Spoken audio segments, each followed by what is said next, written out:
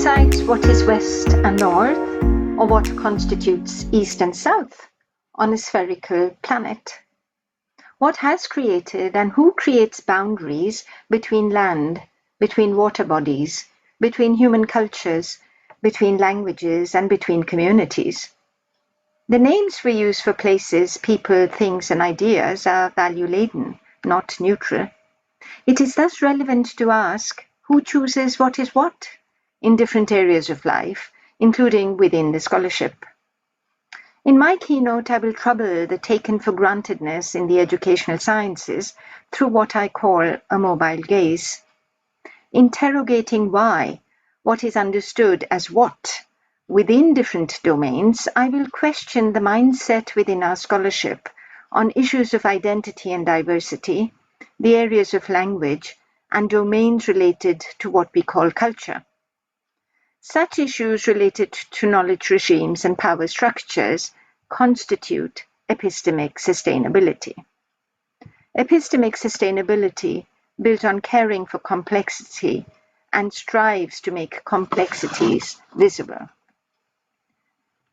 Going beyond the dichotomized discussions regarding the monodisciplinary nature of mainstream science, or the repeated calls for multi, cross, inter, transdisciplinarity in the scholarly enterprise, I will draw attention to the need for an undisciplinary research ethos. Undisciplinarity calls for recognizing the local globally and the global locally. Taking undisciplinarity as inspiration, my keynote will discuss how mainstream scholarship in the educational sciences has outsourced its critical agendas to slippery concepts and assumptions. It is this default outsourcing that needs decentering through a curiosity-driven multiversal rather than a one-sided universal agenda. Revisiting the myths of monolingualism and monoculturalism that were born in colonial Europe, my talk will illustrate how such imaginations continue to flourish in contemporary European spaces and beyond. The normal human condition of multilingualism, multiculturalism, and diversity has become naturalized as the strange, while an exceptional monolingual, monocultural, pure white identity position has become naturalized as the invisible norm.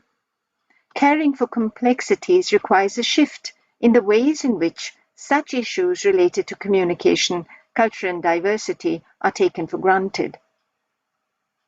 Using a mobile gaze enables ways of not merely handling such dimensions in schools and teacher education, but also in the research we conduct on and with schools and teacher education. Engaging with an emergent call within the social sciences and humanities that troubles key taken-for-granted universalizing truths, my talk will draw attention to the need for multiversal and global-centric scholarship where both northern and southern perspectives are necessary.